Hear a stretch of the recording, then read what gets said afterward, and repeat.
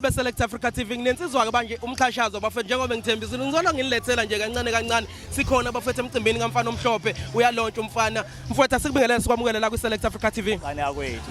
ngizocela ukuthi usondeze nje imic ngikhona mfowethu wena unjani hayi ngabe sekuphumile endabeni ngabe sekuphumile mfowethu ingoma inkulu umfana omhlophe uyasibiza uthi asisondele la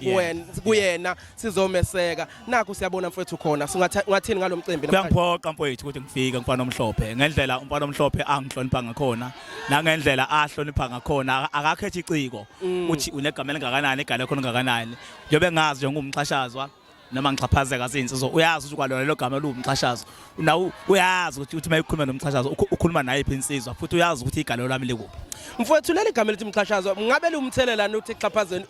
uxhaphazeke na uthini ngoba kule nyanga ngiyashintsha uyashintsha kule nyanga usho kanje ngizoqamba ngegama manje noma lizophuza ukujwayeleka kodwa igama elithi mzoneva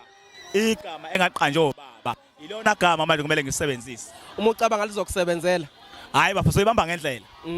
kungcono ngizame lo noma ngixhaphazeke mfowethu ngifuna ukungena la mfowethu ukuthi siyabona ingoma yakho ya trenda yaze yawufika yathathwa umuntu waphesheya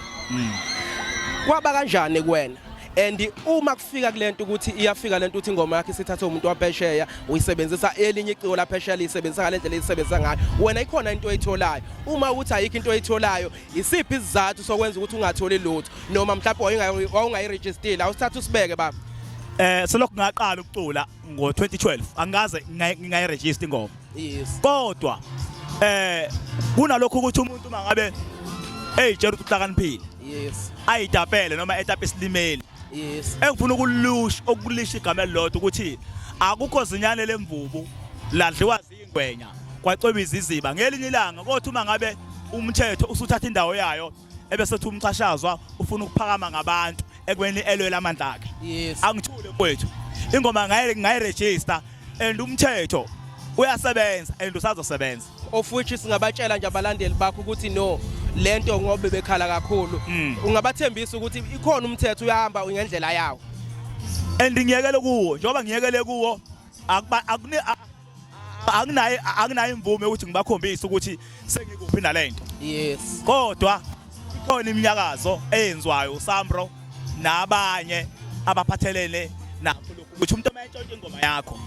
umuntu mayintshontshe ingoma yakho agcine enza ngalendlela efanele sekukhona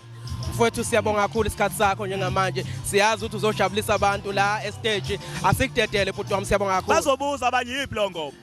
yiphi lo ngoma ubabulala nami le ngoma le yana mfowethu yayinkulu kakhulu ngoba baningi abantu abebeyizama namanje senkulu mfowethu kunomfana vela aqhamuka ethi ingoma yasemvalelweni ayikho ingoma yasemvalelweni engenza lento eyayenza mfowethu ayikho ingoma yasemvalelweni futhi kahle ayikho ingoma yasemvalelweni suke ibhalwe umuntu yes ayiqhuma ngekhowe uma kade kuduma izulu mfowethu siyabonga kakhulu Nkosi. thank you siyabonga sharp